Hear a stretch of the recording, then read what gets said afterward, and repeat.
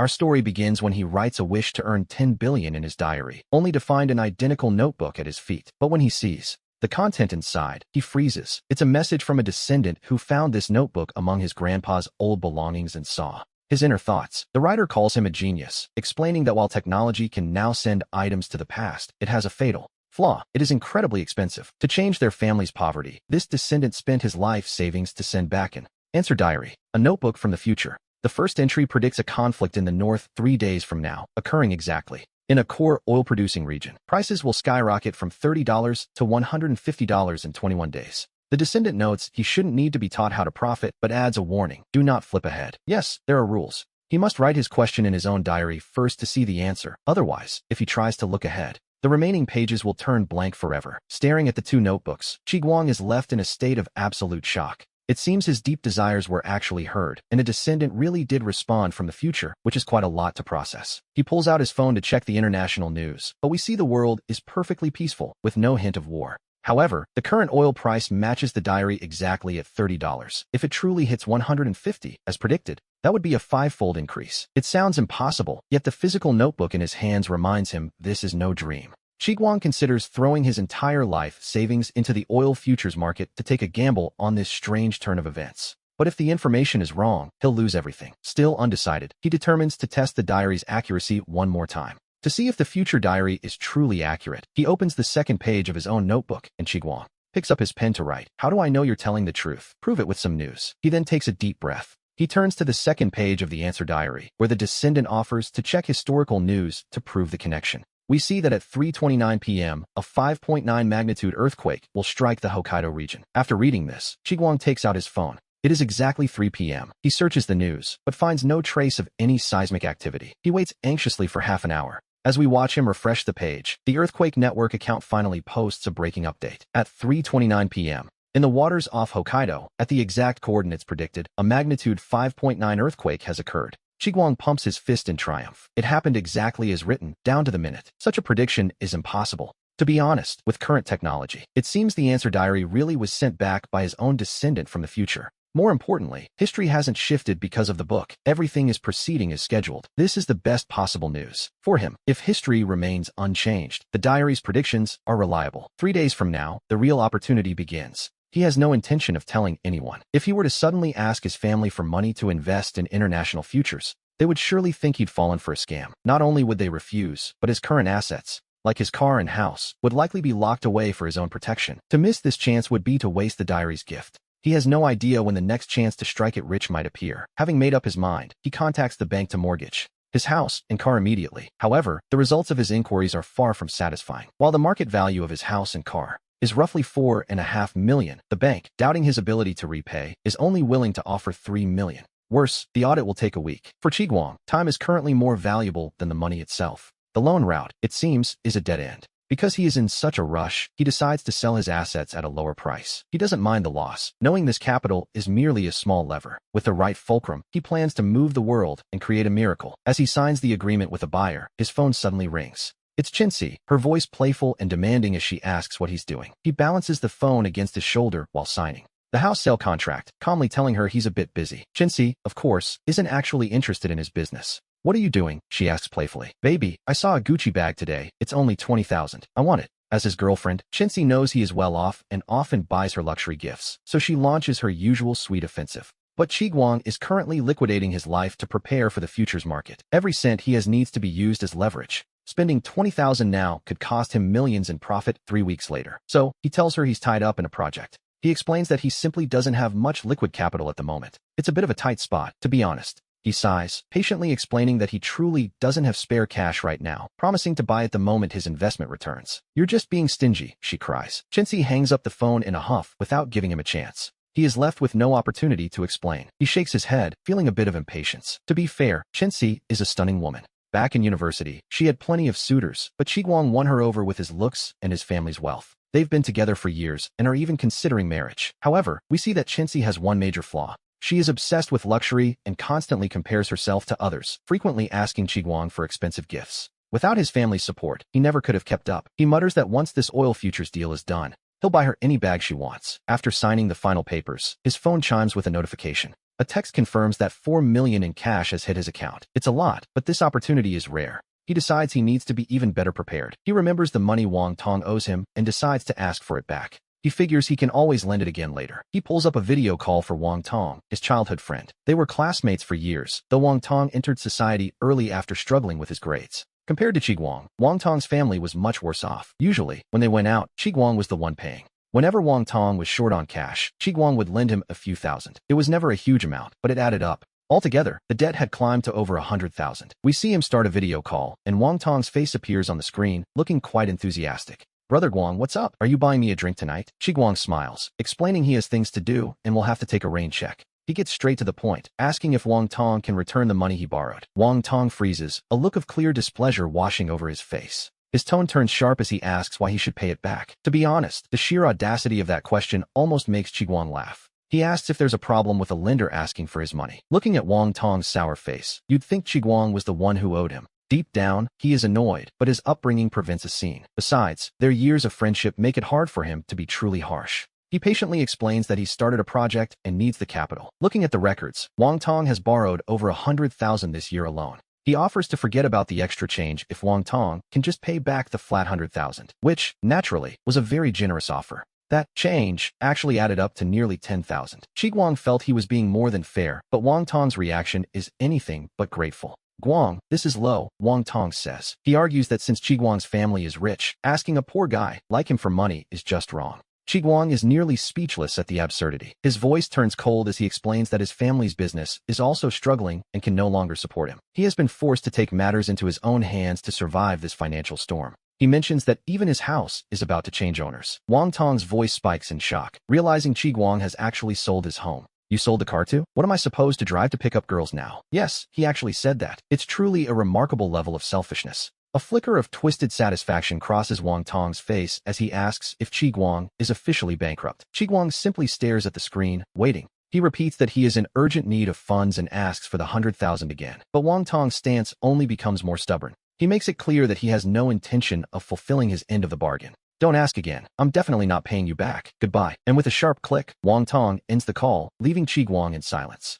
He is left stunned by the sheer shamelessness. In this world, it seems the debtor has become the master, while the lender is treated like a servant. At this point, he isn't even angry anymore, just fascinated by the absurdity. He finally sees the true nature of their long friendship. We see that years of friendship simply couldn't compete with 100,000 yuan. Chiguang can easily guess Wang Tong's logic. If he's bankrupt, then the days of free drinks and chasing girls on Chiguang's dime are over. A man with nothing left certainly won't be lending more. In Wang Tong's eyes, Chiguang has lost all practical value. His blunt refusal to pay and his willingness to burn bridges suddenly makes perfect sense. After all, in this society, getting someone to return a loan is notoriously difficult. It's why the world is so full of professional deadbeats. To make matters worse, the money was sent via simple transfers with no formal IOUs. However, Wang Tong doesn't realize Chiguang isn't actually broke. He is simply trying to gather as much liquid capital as possible for his next move. He knows that while kindness should be met with kindness, a different approach is needed for those who take advantage. For now, the money lent to Wang Tong is out of reach. We watch as Chiguang's finger slides across the screen, stopping on another avatar.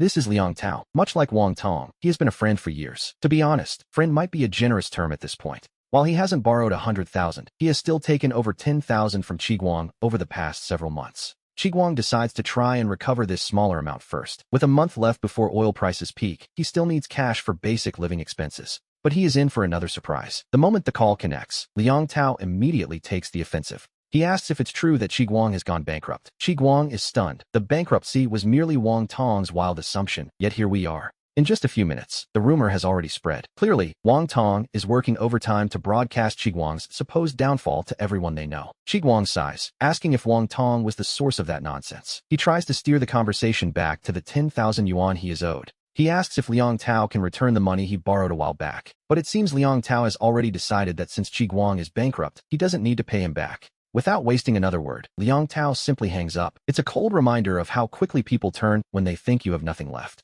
Deep down, Chiguang is fuming, vowing never to lend money again. He tells himself he doesn't have the energy to deal with these people just yet. Once he finishes his play with the oil futures, he intends to collect every penny with interest. For now, he decides against calling anyone else. Knowing further efforts would be futile, he gives up on collecting more capital and begins trading oil futures with what he has. We see him open a foreign investment app to enter the oil futures market. Since the war hasn't begun, the international scene is still completely calm. The crude oil futures price is very stable, fluctuating around $30 a barrel. However, since oil is a commodity directly linked to the US dollar, its fluctuations are minimal without a major market trend. He takes a deep breath and puts his entire $4 million in cash into oil futures. The app is quite mature, directly converting his funds at the current exchange rate plus a 0.2% fee. This moves his money onto the platform, and since he has a stable source of information, he applies an incredibly high level of leverage. He goes with 50 times leverage, a true life-or-death gamble where his account could be forcibly liquidated at any moment.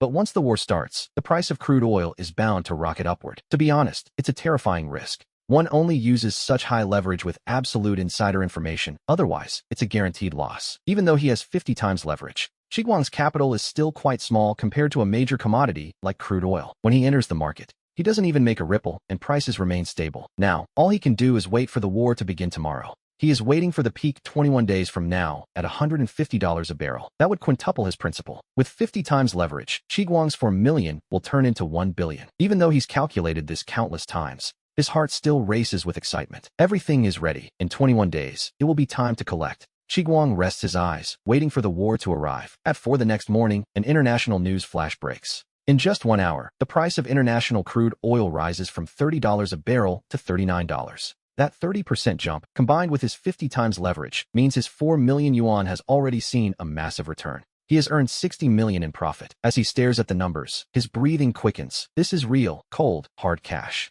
He earned this much in just 1 hour. Getting rich overnight doesn't even begin to describe it. If Chiguang were to sell his futures now, he would walk away with 60 million in profit immediately. But Chiguang isn't that foolish. He knows from the diary that this initial surge is merely the beginning of the celebration. He understands that only after 21 days, when oil hits its peak, will it be time to sell everything and cash out. We see him standing at the edge of a rising tide, where being in the right position allows him to reach heights others can't imagine. As the war grows more intense, the price of crude oil continues its steady climb. As long as the conflict shows no sign of stopping, the upward trend will persist, with prices hitting $39.6, then $40.2, and finally $40.7. Although the pace of the increase slows slightly, the curve remains incredibly firm as it points toward the sky. The value of his oil futures rises along with the market, and his potential wealth grows with every passing second. But he tells himself he cannot stay this excited forever. It is simply too draining to maintain. He simply doesn't have the energy to watch the screen forever, and since the price jump removed any threat of liquidation, he trusts the diary.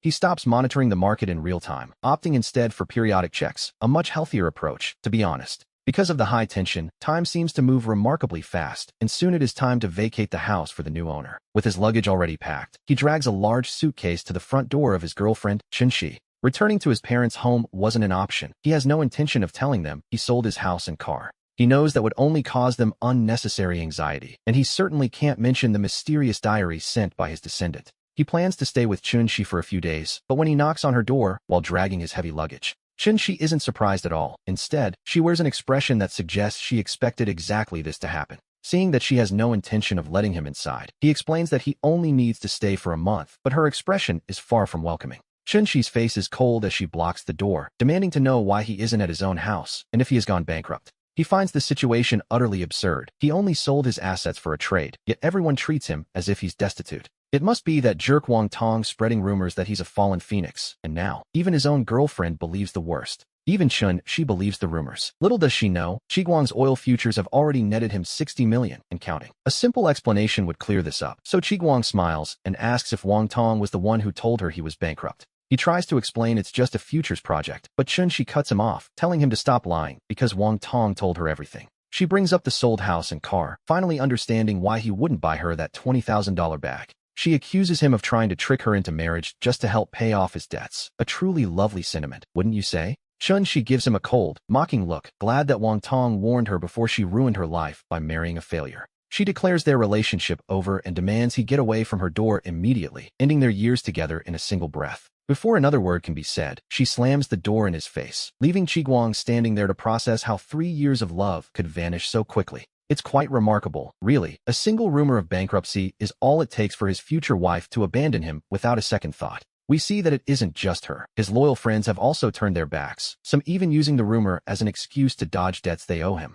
Others simply block his number. It's the old saying, no one visits the poor in the city, but the rich have relatives even in the remote mountains. In any normal situation, a man in this position would be devastated, feeling like an absolute failure who has been abandoned by everyone. But Qiguang isn't actually bankrupt. In fact, he's made over 60 million in a single day, with even more on the horizon. In 21 days, he will possess a truly staggering fortune, and he knows that a single screenshot of his account would change everything. If he showed Chun-Shi those numbers, her fiery rage would undoubtedly evaporate into thin air, replaced by something far more pleasant. She would likely become the most understanding fiancé in the world again, which tells you everything you need to know about her love. Having seen her true colors, Qiguang finds the whole thing more absurd than tragic, and he loses any desire to explain himself. He decides to let her keep believing he is penniless. After all, it's a very efficient way to filter one's social circle. He had actually planned to buy a villa for them once the money cleared, but instead, he's been unceremoniously kicked to the curb. Now he truly has nowhere to go, as his best friend Wang Tong is busy spreading the word that Qiguang is finished.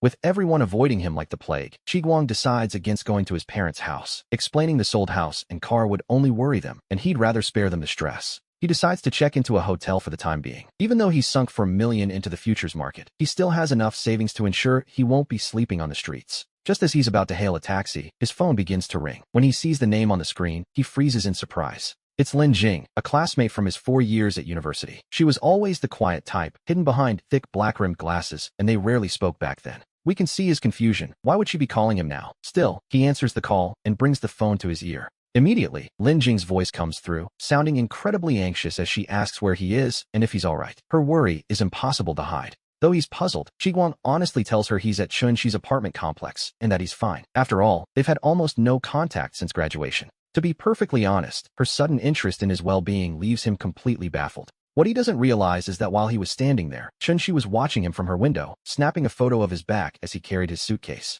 She posted the photo with a caption calling him a scumbag, who is now homeless and bankrupt, claiming he tried to trick her into marriage. She writes that she's glad she never moved in with him, painting herself as a paragon of virtue who narrowly escaped a disaster. This is quite ironic, considering she used to reward him with affection only when he bought her expensive gifts. Now, she's desperate to play the victim. She even attaches a pitiful selfie to complete the act. And as it happens, this is the exact post Lin Jing is looking at right now. Lin Jing isn't sure why the post makes her so angry, but before she can think, she finds herself dialing Qiguang's number. Now that he's answered, there's no turning back. She summons all her courage and tells him she heard he's going through a difficult time. She offers him a place to stay, suggesting they share a rental if he has nowhere else to go. It's a proposal that seems to take every ounce of her strength. She clutches the phone to her chest, then pulls it away, terrified that he might hear her heart hammering through the line. Qiguang is stunned. He quickly puts the pieces together. Lin Jing must have seen the rumors and realized Chun-Shi had kicked him out. She's clearly worried he has nowhere to go, or worse, that he might do something drastic. He never expected such kindness from the quiet girl in glasses.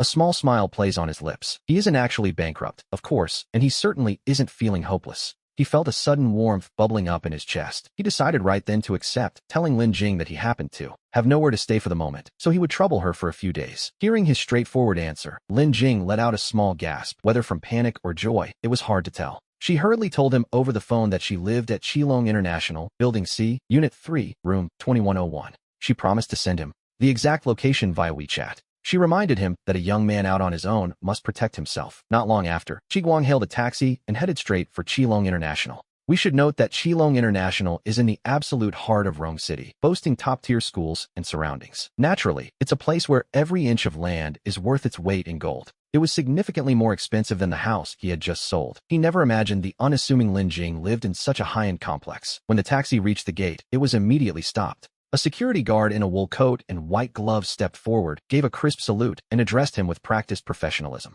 "Hello, sir. You don't appear to be a resident here. How may I assist you?" Qiguang explained he was visiting a friend and would be staying for a while. He gave the address, Building C, Unit 3, Room 2101, and the surname Lin. The guard nodded and used the intercom to confirm the visit. Speaking into the phone, the guard told her, "Miss Lin, there's no need to come down. Our staff will ensure your friend arrives safely at your door." Then, the guard turned back to Qiguang. He took the large suitcase and placed it onto a 6-wheeled electric shuttle. "Please step inside, sir. I'll take you directly to Miss Lin's apartment." Qiguang gave a small nod and climbed onto the electric shuttle. As the electric vehicle started moving, he realized that living here was beyond the reach of most people. It certainly piqued his curiosity about Lin Jing. Soon, under the guard's escort, he arrived at her door. He had barely knocked twice when the door swung open. It was clear Lin Jing had been waiting right behind it, calling out Qiguang's name. She welcomed him inside, but seeing the girl behind the door, he froze in disbelief. Was this really the same skinny girl in thick glasses from university? The girl before him had a delicate, oval face and skin as fair as jade. Her features were perfectly refined, radiating the elegant, gentle aura of a classic beauty. That gentleness was complemented by a pair of rimless glasses, giving her the unmistakable air of a well-behaved, sophisticated young woman. Once Qiguang confirmed he hadn't walked into the wrong room, he couldn't help but stare. Lin Jing's cheeks flushed a deep crimson, and she spoke in a soft, shy voice. She invited him in, and as he stepped inside to look around, he realized Lin Jing's home was a stylish two-bedroom loft. We see a living room with an incredibly high ceiling and a magnificent crystal chandelier. The refined decor gave the entire space an air of sophisticated luxury. A massive floor-to-ceiling window offered a breathtaking view of the financial district. On either side of the main area were the two bedrooms. Inside, one could catch glimpses of soft pink, a touch of girlish charm. The whole place was tasteful and, to be honest, incredibly expensive. Qiguang was genuinely surprised. What kind of landlord would rent out a place this beautifully renovated? He turned to Lin Jing and asked if she had rented it herself. Lin Jing didn't answer his question directly. Instead, she told him not to worry about the rent and just make himself at home. Then, she asked if he was hungry. She offered to cook for him. Since she clearly didn't want to talk about the apartment, he didn't press her. After all, he was just a temporary guest.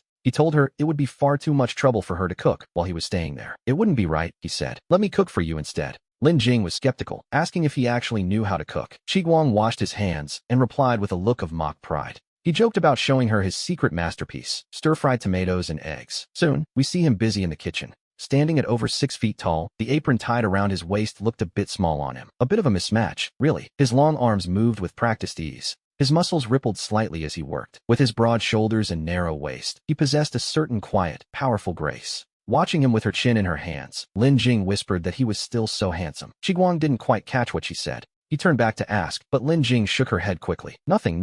Just focus on the food and be careful, she told him. Once he turned back to the stove, she let out a quiet sigh of relief. Back in university, he had been the star of the basketball team. With his elegant playstyle, handsome face, and excellent grades, he was naturally the center of everyone's attention. Back then, Lin Jing's face was hidden behind thick bangs and heavy glasses. She was practically invisible. Though she adored him, she never had the courage to say a word. When he and Chinzi announced they were a couple, Lin Jing felt a sharp pang of heartbreak. Still, deep down, she had silently wished him the best. That was, until today. When Lin Jing saw the post Chinzi had shared on social media, she felt a sudden surge of both anger and, strangely, joy. A swirl of complex emotions flooded her heart, a mix of indignation that her idol had been kicked out and a secret, guilty joy that he was single again. Summoning every ounce of courage she'd gathered over the years, Lin Jing had made that call, leading to this unlikely cohabitation and a plate of stir-fried eggs. To her, even the eggs tasted sweet. As Qiguang watched her eat, he noticed her hesitating, clearly weighed down by the belief that he was financially ruined.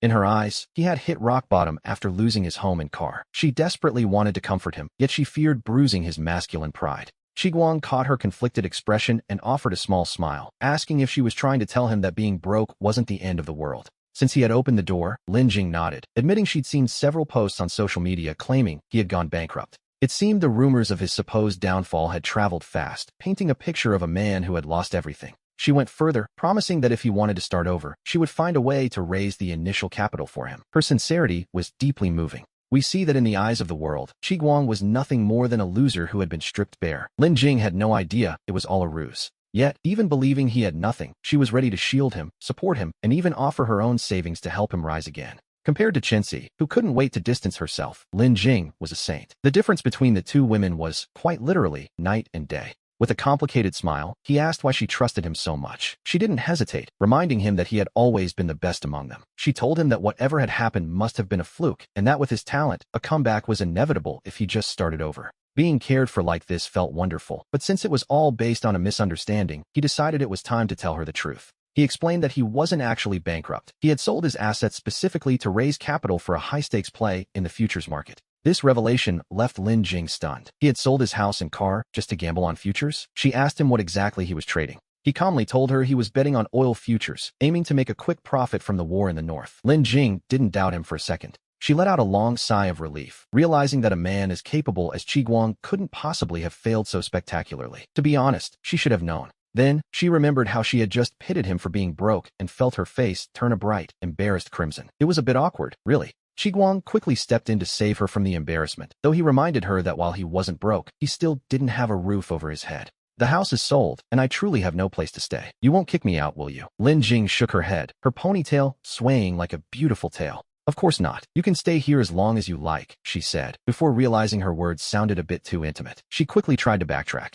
She claimed she just liked his cooking and that sharing a place was practical. After dinner, however, he realized he had forgotten to bring his basic toiletries. In his haste to leave his ex-girlfriend Chincy's place, he had simply thrown his things away instead of packing them. To be honest, he wasn't thinking clearly then. He hadn't expected to be kicked out so suddenly, nor did he imagine he'd end up living with his old classmate. Life, as we see, has a way of surprising us. He prepared to head out to buy a new set, but Lin Jing stopped him. She insisted on going herself, claiming the neighborhood was too confusing for a newcomer. You might get lost on the way back, she warned, telling him to just stay home and rest. Before he could even get a word in, she had already slipped out. Left alone, he pulled out his phone to check the oil futures. In just a few short hours, the market had shifted significantly. The price had climbed to $46 a barrel. Consequently, the value of his holdings had reached a level that most people can only dream of. His account had surged from 60 million this morning to 316 million. Such a pace of wealth creation was, quite frankly, terrifying. Aside from state-level entities or international conglomerates, few could match his current earning speed. Even he felt it was all a bit surreal.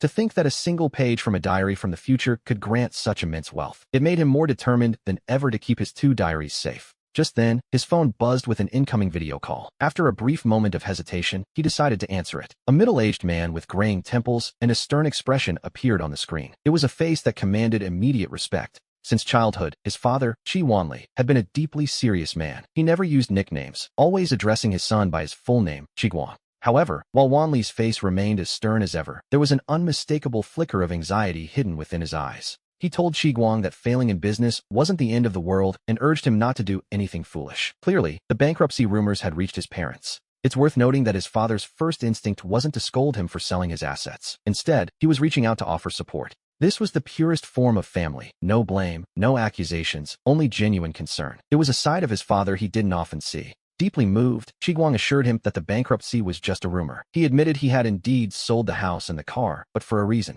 We see Chiguang explaining that he only sold the assets because he urgently needed capital for a new project, promising to explain everything once this market cycle ended. Although his 4 million in capital had already grown dozens of times over, he decided not to mention the futures market over the phone just yet. He preferred to wait until the cold, hard cash was in his hands before explaining to his parents, as empty words would only cause them unnecessary worry. Seeing his son looking so energetic and composed, Chi Wanli finally felt a sense of relief and handed the phone over to his wife. His mother was overjoyed to hear he was safe, and even more thrilled to hear he had finally broken up with Chincy, whom she never liked. She immediately offered to find him someone better, someone sturdy and good for childbearing. His mother, Zhou Yun, certainly had a very direct way of showing her love. To be honest, her lack of a filter was often a bit much to handle, leaving him with nothing but a wry smile as her gaze drifted to the luxury decor behind him. When she curiously asked where he was staying, he explained that since he'd sold his house, he was temporarily sharing a place with a friend. It was a simple arrangement, or so he claimed.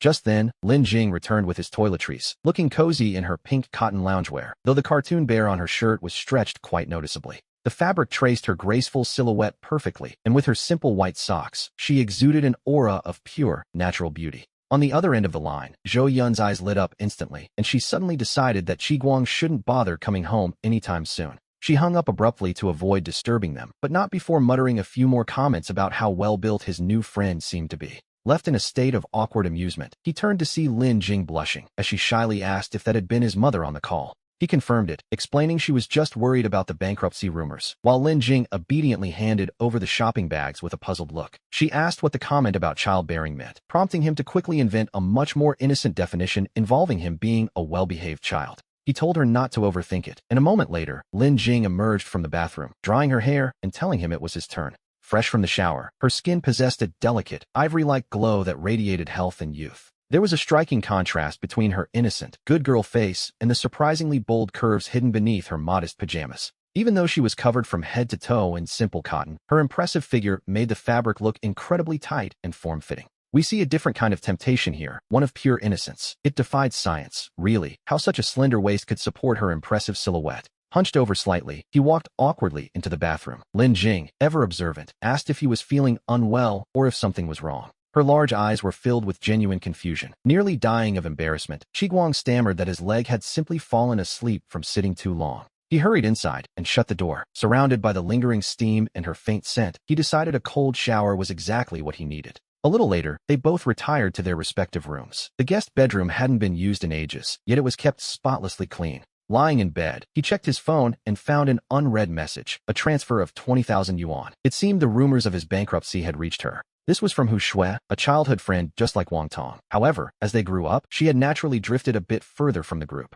He didn't accept the money, instead replying with a simple question mark. Almost instantly, the person on the other end replied with one of her own. After a brief digital standoff, Hu Shui was the first to speak. She told him that while she didn't have much, she had to support him. She insisted he shouldn't look down on her. 20,000 was all she had. Shi Guang asked if she'd heard the bankruptcy rumors from Wang Tong. He assured her he wasn't bankrupt. He just needed quick capital and sold the house to free up funds, owing absolutely no one any money. She replied that if he was short on cash, he should take it and pay her back later, jokingly threatening to delete him forever if he refused. Seeing her persistence, he realized she didn't believe a word of his explanation. After all, among their childhood friends, he had always been the successful one. To go from a wealthy lifestyle to selling his car and house and being dumped by his fiancée, that was a dramatic fall by anyone's standards. This contrast fueled the local gossip mill, with people inventing wild rumors. Some claimed he was fighting homeless people for a place to sleep. Others whispered that he had jumped off the Anshuan Bridge and that a recovery team was currently searching for his body. And there were more.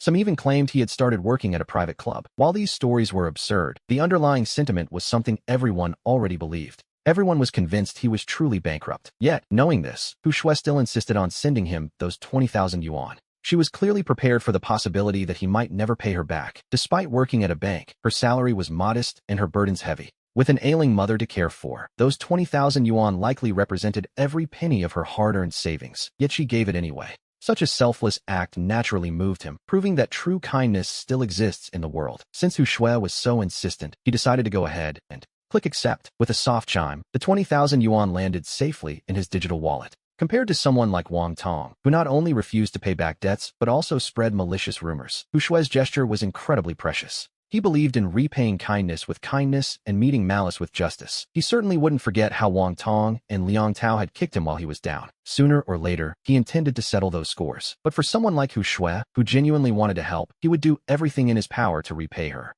After accepting the transfer, he sent a message. "I'll take it for now, but I'll pay you back within a month," with a surprise. Then, he asked how her mother was doing. A moment later, she replied that she had just tucked her mother in. Things were the same, not great, but she was taking it one day at a time. She told him she had to work the next day, but left him with one final warning. No matter how hard things got, he shouldn't do anything drastic. Picturing her worried face, he smiled and told her not to worry. Soon enough, she would learn the truth about his situation. As he set his phone down, exhaustion finally caught up with him. In the 3 short days since receiving that diary from his descendant, his life had changed completely. The sheer mental pressure and the constant string of shocks had left him utterly drained. He was exhausted. He slept deeply and woke up feeling refreshed. Trading futures was already a high-risk game, and he had pushed it to the limit with 50 times leverage. The slightest market tremor could have triggered a forced liquidation. Only his advanced knowledge of the war allowed him to gamble on such a massive scale. Crude oil usually has low volatility, which made this specific play possible. With any smaller commodity, such a return on investment would have been impossible. We see a message from Lin Jing on his phone. She hadn't wanted to wake him, so she left breakfast on the table for him to eat. She warned him not to let it get cold. Inside the insulated container was a delicate breakfast, still radiating a gentle warmth. He couldn't help but marvel at Lin Jing's thoughtfulness. The contrast between her and his ex-girlfriend, Chenxi, was like night and day. While eating, he opened his phone to check the international oil futures. International oil futures never sleep, operating 24 hours a day. But when he looked at the screen, even he was taken aback by what he saw. By now, the price of crude oil futures had surged overnight to $65 a barrel. On the trading page, we see a staggering figure. The value of his holdings had reached $433 million. As the war intensified, international oil prices continued to climb steadily. While the growth wasn't as explosive as the initial jump, the upward curve remained remarkably solid. A very comforting sight for our protagonist. He spent the entire day doing absolutely nothing, simply watching his wealth grow. It was, quite honestly, the most relaxing way to earn a fortune. Using the diary's foresight, he had nearly achieved total financial freedom in less than a month. He felt, understandably, a sense of pure satisfaction. This only made him more curious about the diary's remaining secrets. Time passed until 6 o'clock, as the evening light began to fade. Lin Jing appeared in her professional attire, her gold-rimmed glasses giving her a sharp, capable air. Seeing him staring, her face immediately turned red. She nervously asked why he was looking at her, worrying that her outfit, a gift from her mother, didn't quite fit the occasion. She feared it looked cheap and offered to change, but he quickly reassured her. To him, she looked wonderful in her work clothes. He admitted he was only staring because she looked too beautiful. At his praise, Lin Jing's lips curled into a smile, her eyes shining brightly. Her charm in that moment was undeniable. She felt incredibly happy, as if she had finally found someone who truly saw her. Forgetting about changing her clothes, she suggested they go out for a grand meal, since the house was currently out of ingredients. He felt a wave of relief. To be perfectly honest, his cooking skills were mediocre, and he had barely managed the previous night's dinner. He asked her to wait a moment while he changed. By now, a certain comfortable familiarity had grown between the two of them. Lin Jing, usually quite shy, spoke up and told him not to bother. She thought he looked quite handsome just as he was. His athletic physique was clearly visible even in his casual cotton sportswear. Since it was just a quick dinner, he didn't argue and followed her out. Meanwhile, outside the Chilean International Complex, we see a woman in flashy makeup and revealing clothes walking while talking on her phone. It was Chintzy. She was telling the person on the other end not to rush, mentioning that she was already at Chilean International. She couldn't help but brag about her new boyfriend, claiming he had insisted she move in with him. It was a classic Chintzy move. Since her friend had just gone through a breakup, Chintzy offered to introduce her to a wealthy man who was surely better than her ex. He's much better than your ex-boyfriend. This flirtatious woman is Sunya, Chintzy's best friend, who relies on her youth and her beauty, changing boyfriends as often as clothes. Having just found a partner in Chilean International, she moved in immediately. After all, Chilean International is the most prestigious complex in Rongqing, a true status symbol. Today, she had arranged to meet Chintzy at the nearby Chilean pavilion for dinner, intentionally arriving late just to show off. But as Sunya was chatting excitedly on the phone, she suddenly froze, her eyes widening in shock. With a tone of pure disbelief, she spoke into the receiver. Chintzy, you'll never guess who I just saw at Chilean International. You really won't. I'm telling you, your ex-boyfriend. Chi Guang is walking right in front of me, and he's with a total knockout. She emphasized those last words heavily. Sunya began to jog stealthily behind them, continuing her whispered commentary. Don't believe me? I'll send a photo. You'll recognize his back, surely. She raised her phone and snapped several photos of Chi Guang and Lin Jing from behind. There, I've sent them to you. Take a look. I'm going to head them off and get a few more for proof. Sunya was practically glowing. Her gossip soul was burning. While she and Chintzy were technically best friends, they were really just plastic sisters who lived to outdo each other. Naturally, she loved the drama. She took a shortcut to get ahead of them, snapped a few more photos, and sent them straight to Chintzy's phone. Meanwhile, in the waiting area of the Chilean pavilion, Chintzy stared at her screen in disbelief. It really was him. How could he be in Chilean International? And the woman beside him looked strangely familiar. Wait, isn't that Lin Jing? She muttered, just as Sunya's voice crackled with excitement. Did you see? My new iPhone takes such clear shots. My goodness, that girl looked plain from afar, but she's draped in luxury brands. That suit looks like Givenchy's latest spring line, and that bag? It appears to be a limited edition pod. Even her stockings are Balenciaga. That outfit costs at least 200,000, and that's if you can even find it. Sunya prided herself on being a local socialite, someone who knew everything there was to know about top-tier luxury goods. To be honest, she spent more time studying catalogs than anything else. It was her one true passion. She turned her back to wait for the pair to pass her again before whispering into the phone. Chintzy, didn't you say he was a nobody? Wasn't Chi Guang supposed to be bankrupt? We see him appearing at Chilean International with a high-status beauty whose outfit is beyond extravagant. It isn't just a top-tier brand. It looks like a custom-tailored piece. To be honest, Sunya hesitated, wondering if Chintzy even recognized her. She didn't say it aloud, but the woman next to him, in looks, figure, and even fashion taste, was clearly superior in every way. She was absolutely crushing Chintzy. Chintzy could hear the excitement in Sunya's voice as she continued to follow the pair from a distance, whispering into the phone. This was truly strange. If Chi Guang was with a wealthy older woman, one might assume he had sold his soul after going bankrupt. But the woman beside him was their classmate, and they both looked incredibly composed. It didn't add up. Could it be that Chi Guang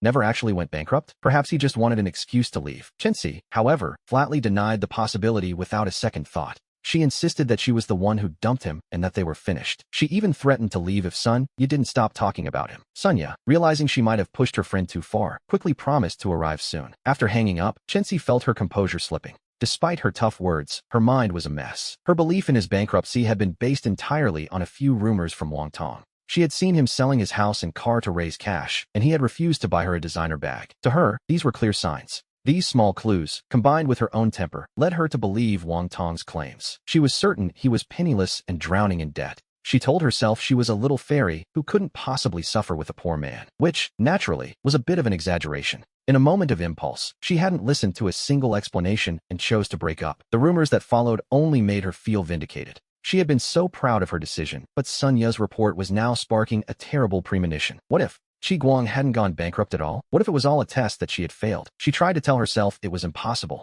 She told herself he had nothing to do with her anymore. Chintzy shook her head, trying to cast aside the nagging doubts. She wanted to believe she was right, but the image of the two of them together remained vivid in her mind. Meanwhile, Lin Jing asked why they were at such a fancy place for a simple meal, acting like a shy, proper girl in front of him. Lin Jing, however, seemed quite at home here. She smiled, noting it was close to their neighborhood and that she visited often. She mentioned how tired he'd been lately, admitting she hadn't the heart to wake him that morning. She wanted him to have the best steak.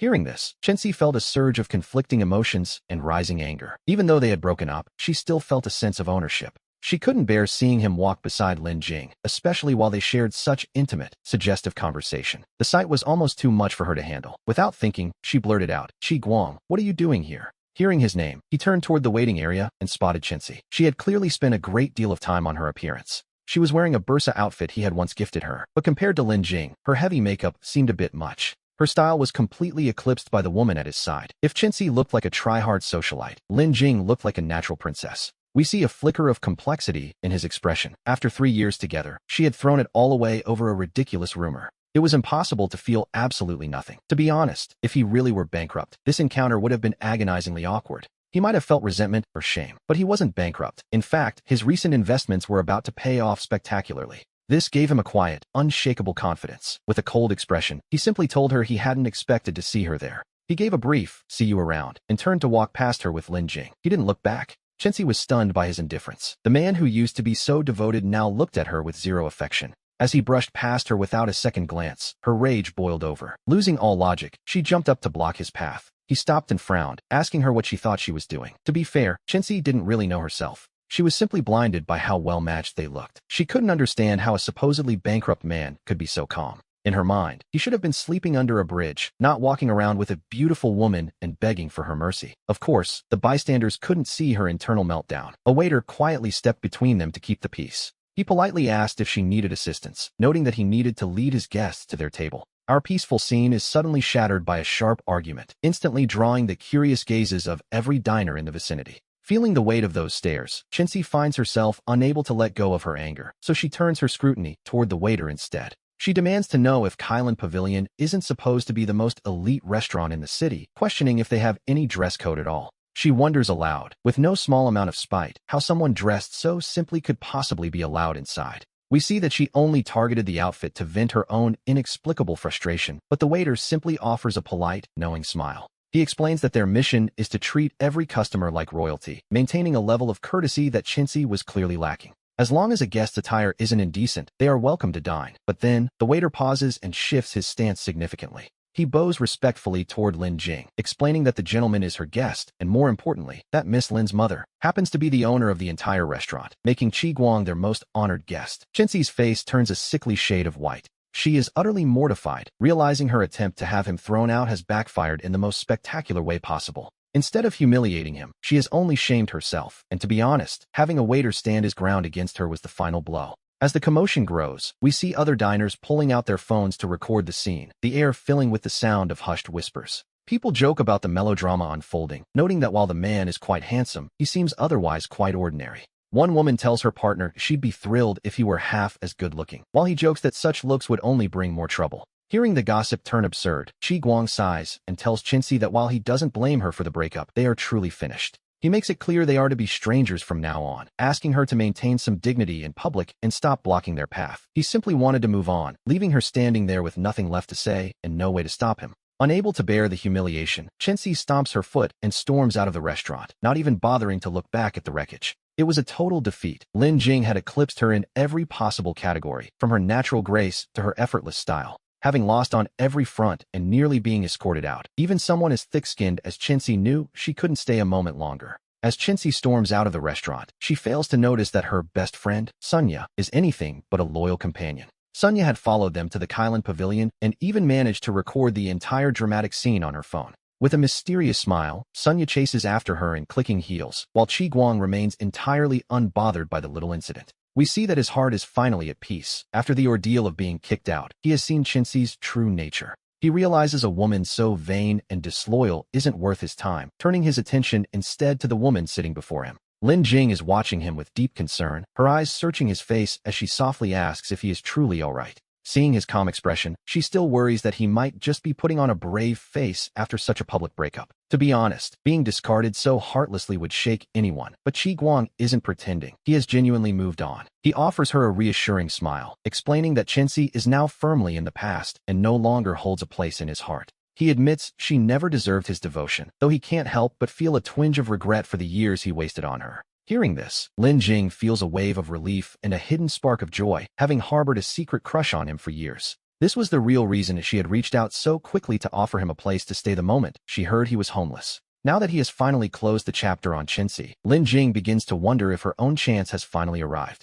While she feels a quiet flutter of excitement, Chi Guang changes the subject to ask what she's been doing since graduation. We learn that they hadn't stayed in close contact, largely because Lin Jing had always been a quiet, background presence during their school days. She had essentially vanished from his social circle after graduation, leaving him completely unaware of her recent success. Seeing her living in the city's most elite neighborhood and wearing clothes of obvious value, he is naturally curious about her current status. She reveals that after graduation, she spent 2 years in graduate school to transition into the field of law. She joined the prestigious DeHeng law firm and, having completed her internship, is now a fully qualified lawyer. Listening to her answer, Chi Guang is genuinely surprised. He knows that DeHeng is the most renowned firm in all of Rome City. As the nation's largest firm, DeHeng has an incredibly high threshold, making it nearly impossible for a fresh graduate to enter directly. To be honest, most people spend years just trying to get an interview at a place with that kind of prestige. Yet, despite having no prior experience, Lin Jing managed to secure a position there immediately after graduation, which suggests a deeper story.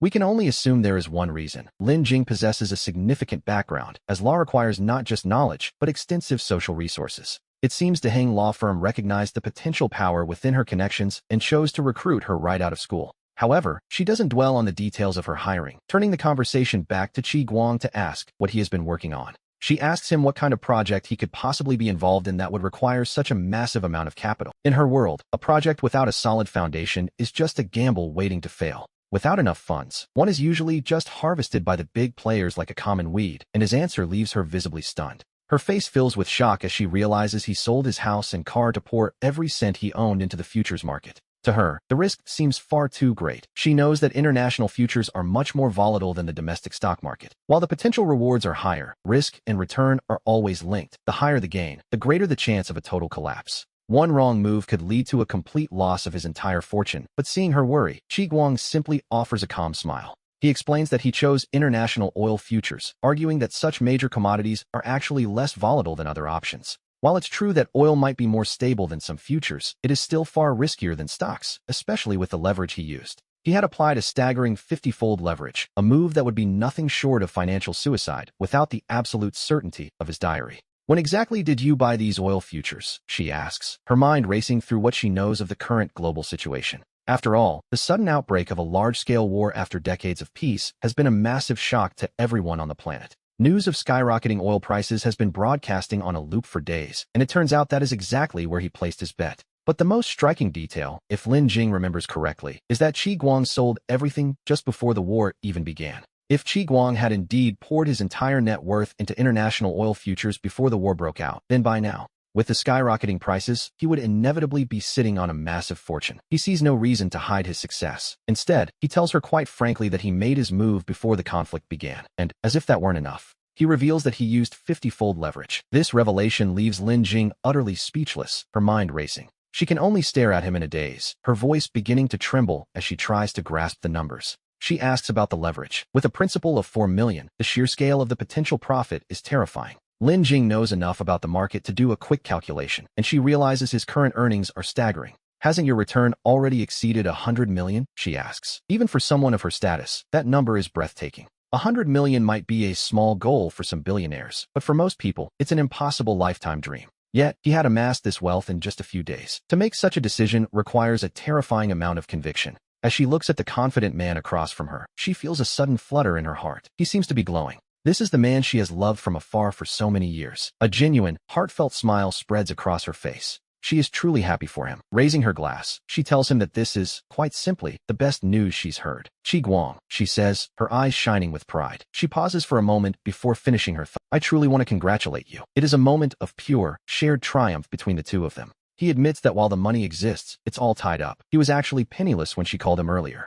He jokes that without her help, he'd be sleeping on the streets and toasts her as his great benefactor. Lin Jing laughs at his playful words. They clink their glasses together and finish their wine in one go. After the drink, a soft flush creeps onto her cheeks, giving her a charming, slightly tipsy appearance as she continues. She asks when he plans to close his position. He suggests waiting. As long as the war lasts, prices will rise. With prices still having room to rise, he teases her, asking if she's already eager to kick him out. Lin Jing immediately shakes her head, her voice filled with a sudden, anxious urgency. She quickly clarifies that she doesn't want him to leave at all. He can stay in her home for as long as he likes, for as long as he needs, really. She even suggests he could stay for a lifetime. Realizing the weight of her words, her face turns a deep crimson, and she quickly lowers her head in embarrassment. Watching the adorable Lin Jing, he can't help but laugh, finding a certain playful joy in teasing her, which, to be honest, is quite hard to resist. He jokes that he might just stay for a lifetime in such a nice house. Hearing his half-serious words, Lin Jing looks up, her eyes sparkling with a sudden, hopeful light.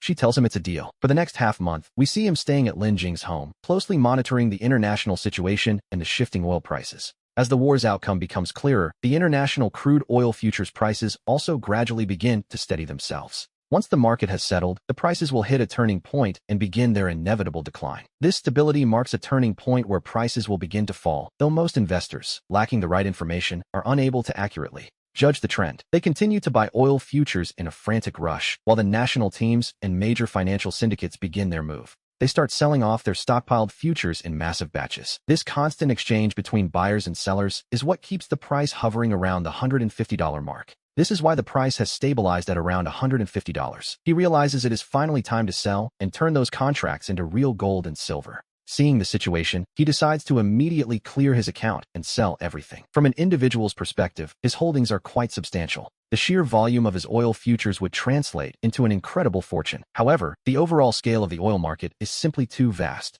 Even though he throws all his holdings into the market at once, it barely causes a ripple. His position is swallowed up by the market almost instantly. The market absorbs it all. As the last of the futures are sold, his holdings drop to zero, but the balance in his account tells a very different story. The balance has reached $1 billion and $20 million. In less than a month, his assets have grown from the initial $4 million he got from selling his car and house. That $4 million has turned into over $1 billion. Although he had calculated his potential gains countless times before the final sale, the reality is still staggering. When that money is actually sitting in his account, he is overcome with a wave of pure excitement. It takes a long time for his racing heart to finally settle down. He isn't just basking in the joy of his massive profit. He is marveling at the incredible advantage his descendants have sent back from the future. The power of that diary is truly something else. Just one page of content has earned him a staggering $1 billion. It leaves him eager to see what other surprises the future entries might hold. Following the same path he used to move the funds out, and after paying a necessary processing fee, he begins the process of bringing it all back.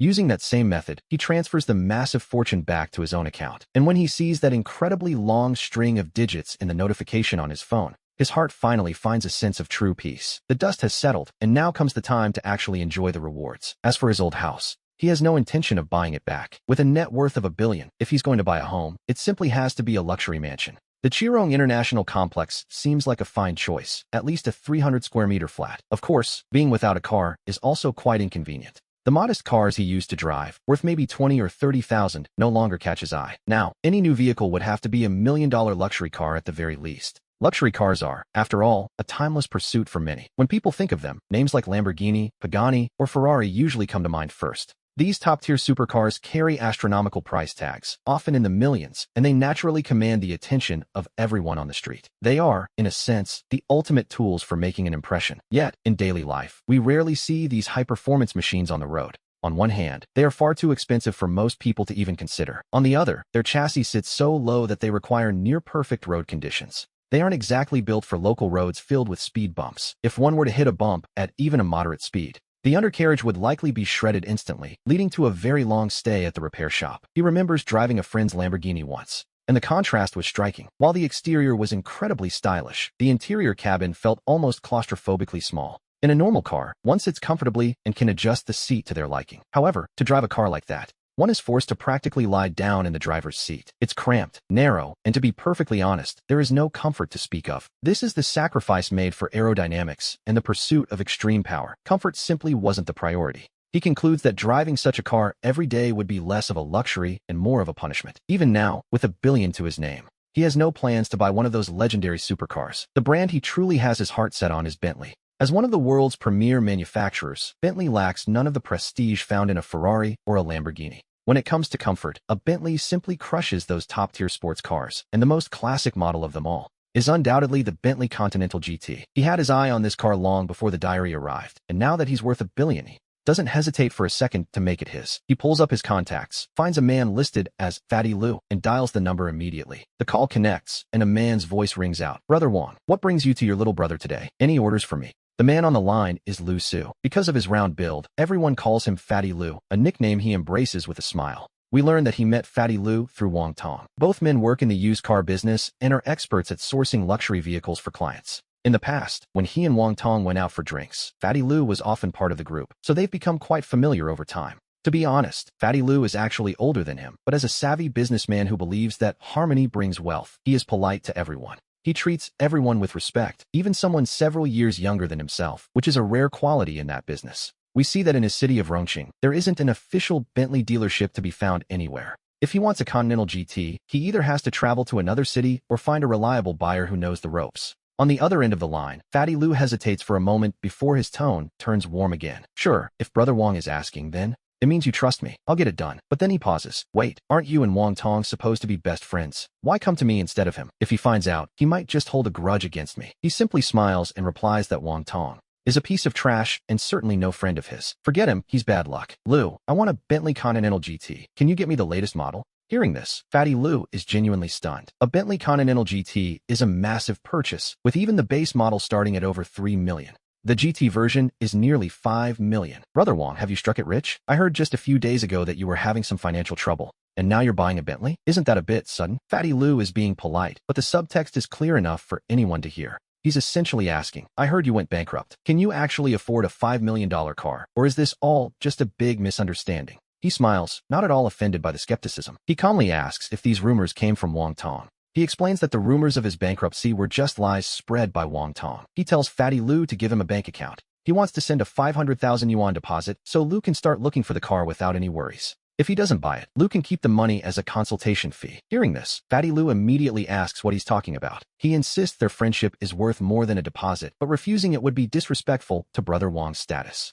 He promises to send the account details and guarantees he'll source the latest, top-of-the-line Bentley Continental GT. Upon hearing about the massive deposit, Fatty Lou's voice suddenly overflows with a new level of professional enthusiasm. As a businessman, he's heard every rumor under the sun, but whether our protagonist is bankrupt or not doesn't really matter to him. All that matters is the ability to pay. As long as the money is real, the customer is king. He immediately transfers the 500,000, a sum that, to him, is nothing more than a tiny fraction of his wealth. The joy of the wealthy is truly hard to imagine. After a moment of reflection, he gets dressed to head out. With a balance exceeding $1 billion, he possesses a staggering amount of liquid cash that needs a more suitable home. We learn that while there are roughly 170,000 billionaires in the country, that title is often misleading. Most wealth is tied up in real estate or stocks, making $1 billion in pure, liquid cash a truly terrifying figure. In fact, very few individuals nationwide can claim such liquidity. Usually, only massive listed corporations or major institutions handle that kind of cash. So, while $1 billion might not sound like the largest number in the world of finance, the concept of cash changes everything. It is a sum that no bank can afford to ignore. Naturally, he doesn't plan to just leave it sitting in a basic account. He decides to find a more appropriate home for his fortune and picks up his phone to call Hu Shui.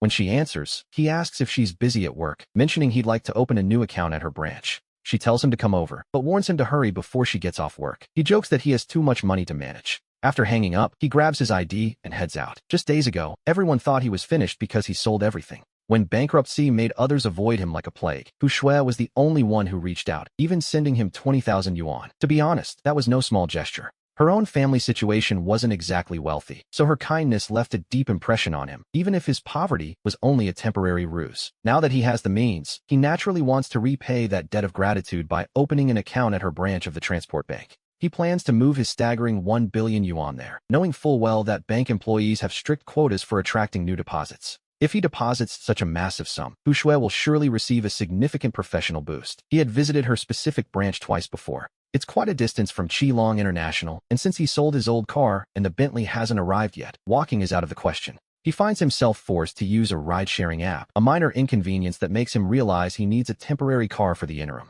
As he makes his way to the bank, we see Hu Shui finishing a call and standing up to stretch with a weary sigh. She's dressed in the standard bank uniform, a navy blue blazer, a crisp shirt, and a skirt that reaches just to her knees. Because they are mass-produced, these uniforms rarely fit anyone perfectly, often looking a bit stiff or unflattering on the average person. But for Hu Shui, that simply isn't an issue. Standing at an impressive 170 centimeters, she carries the look with effortless grace. Her legs, nearly a meter long, appear even more slender and elegant against the hem of her skirt as she stretches like a cat. That perfect golden ratio figure doesn't go unnoticed by her colleagues as she moves through the office. And who could blame them, really? While the men find themselves distracted, the female co-workers can't help but roll their eyes, masking their envy with silent, bitter judgments. With her counter currently empty, she sets out a service suspended sign and heads to the break room for a moment of peace. However, as she passes the communal refrigerator, she freezes in shock, her expression quickly shifting from surprise to genuine anger. There, in the trash can, lies a plastic-wrapped bag containing several packets of carefully brewed Chinese herbal medicine.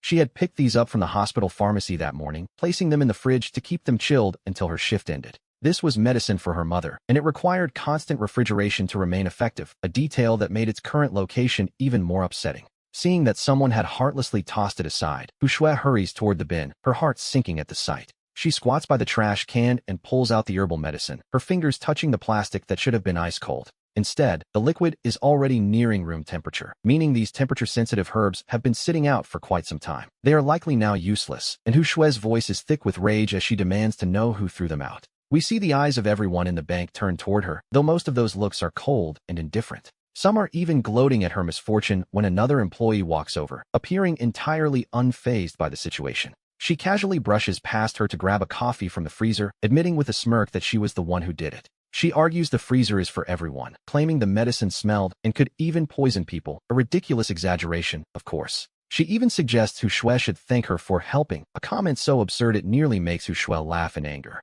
She retorts coldly, telling Lena exactly what she thinks of her and her family, before explaining the medicine was for her mother. She points out the medicine was sealed tight and had no smell, but this coworker, a woman named Lena, isn't listening. Lena is the type of employee who wears exaggerated red lipstick and heavy eye makeup, transforming her simple bank uniform. To be honest, with that style, she looks more like she belongs under the neon lights of a KTV than in a bank. Lena simply shrugs, stating that the medicine's failure isn't her concern. If she says it smells, it smells. She warns Hu Shui she'll throw it out every time she sees it, a cruel threat that leaves Hu Shui's blood boiling, especially since her income is quite low. She has to support herself and her mother, who cannot care for herself, and the financial pressure of losing 2,000 yuan is immense. Since the medicine is now useless, she will have to find the money to go back to the hospital to buy and brew it all over again. But because she had lent her last 20,000 yuan to help Qi Guang, she doesn't even have the funds to buy more medicine. She can't even afford the basic cost. Yet Lena, the one who caused this, stands there looking smug and entirely unrepentant.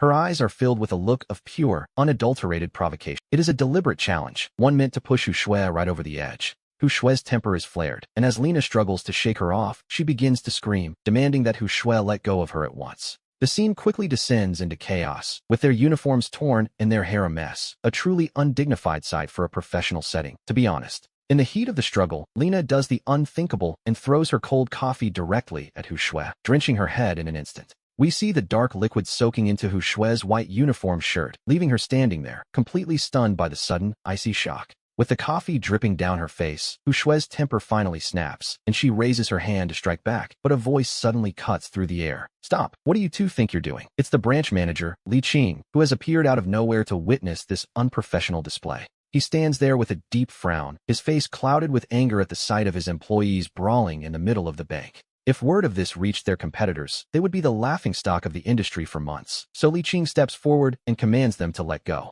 Hu Shui silently releases her grip and begins to dab at her clothes with a tissue, trying to salvage what's left of her dignity. Unfortunately, the coffee stains are far too stubborn, and her attempts to clean the shirt only result in messy, dark streaks that make her look even more disheveled. Lena, on the other hand, undergoes a sudden transformation. The moment she sees Li Qing, her aggressive stance vanishes, replaced by a look of fragile innocence. She sidles up to Li Qing with a pout, complaining that Hu Shui bullied her and showing off her wrist, which was indeed a bit red from the struggle. She practically drapes herself over the manager, using the opportunity to press against him in a way that is, to be honest, anything but professional. Li Qing feels the pressure of her leaning into him and is momentarily distracted, but he remembers that the entire staff is watching this little drama unfold. He clears his throat, pushes Lena back slightly, and coldly asks Hu Shui for an explanation, noting that he saw her about to throw a punch. He asks if they've lost their minds or simply don't want to work there anymore, highlighting a rivalry that has been brewing for a very long time. You see, Hu Shui earned her position through hard work and exams, while Lina's family simply deposited 20 million yuan to secure her a desk.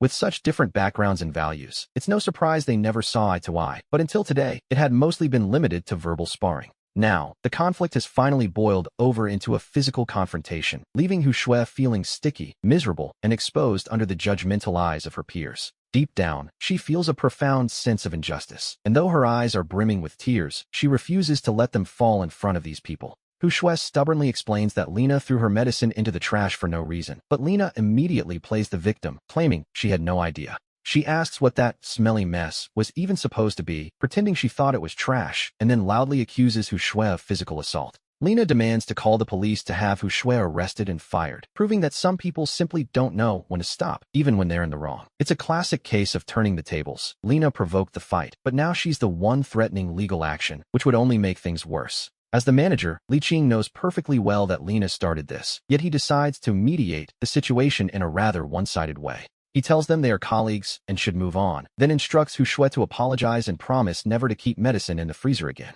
Hearing this so-called fair compromise, Hu Shui stares at him in utter disbelief, as if she can't quite process the absurdity of the request. After all, it was Lina who ruined the expensive medicine and drenched her in coffee, yet here is the manager, siding with the aggressor. Hu Shui is so angry she almost laughs. The blatant unfairness of it all makes her want to walk out and never look back. She imagines telling them both exactly what she thinks of their little alliance, but unfortunately, life isn't quite that simple for her. While the pay isn't great, she desperately needs every cent of this income to take care of her sick mother back at home. If she loses this job, she has no backup plan, so she has to swallow her pride even though she knows she's being bullied. With a deep breath and eyes brimming with tears, her voice trembles as she finally forces out the words, "I'm sorry." After that, she picks up her ruined medicine and retreats to her desk, while Lina watches her go with a look of lingering spite. Lina continues to complain about Hu Shui's attitude, even threatening to call the police again until Li Qing finally tells her to drop it. But then, we see the truth of their relationship as Li Qing secretly pinches Lina's waist, whispering for her to stay quiet for now.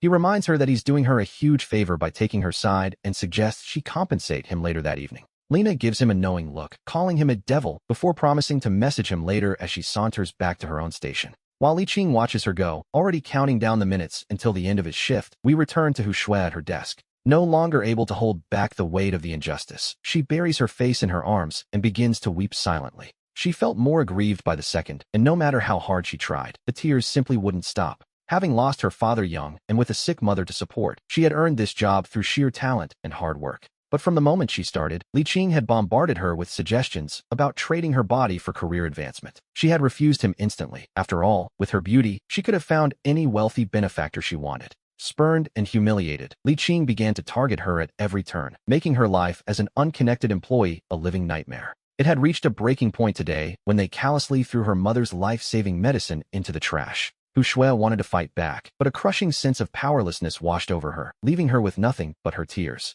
Just then, a familiar voice broke through her despair, asking her what was wrong and causing her to hurriedly wipe her eyes. We see her look up to find a young man standing at her counter, his brow furrowed with concern as he watches her. Panicked, she tried to hide the coffee stains on her shirt, dismissively claiming it was just a bit of bad luck. But her slender arms couldn't hide the mess, and he asked again, wanting to know exactly who had been bullying her. He had actually been standing there for a while, witnessing the tail end of the conflict without realizing Hu Shui was involved. He watched her with a deep frown, his heart heavy as he saw the traces of her recent breakdown. He sat down at the counter and handed over his identification, a perfectly normal request, though his mind was already elsewhere. He had already decided that once he left the bank, he would find a way to settle this score once and for all. Hu Shui had helped him during his darkest hour, and he wasn't about to let her suffer this injustice alone. The process of opening the card was straightforward, and she skillfully handled the paperwork while trying to change the subject. She asked why he was opening an account here, even offering to speak to the manager to help him secure a loan. She promised to handle the application personally, clearly trying to maintain her professional mask. She managed a small smile, teasing him for never being serious, as if she thought he was only there to cheer her up. Just a little. We see that as Hu Shui remained skeptical, Qi Guang didn't bother arguing. Instead, he flashed his phone's balance right before her eyes, asking why he would ever lie to her. He teased that she wasn't exactly a pretty girl he was trying to impress, so lying would be pointless. But Hu Shui didn't react at all, standing there in a complete daze. She stared blankly at the long string of digits on the screen, whispering to herself that it was a 10-figure sum, before looking up at him with a look of pure shock. She stammered, asking if the billion-yuan balance was just a clever Photoshop, but he simply smiled and handed her the phone so she could check it with her own eyes. Her slender, pale fingers trembled as she scrolled through the Bo-Hang banking app, and as an industry professional, she realized immediately that this interface was the real deal. It certainly wasn't a fake website, meaning Qi Guang actually had $1 billion in his account, a sum that, to be perfectly honest, changed everything in an instant.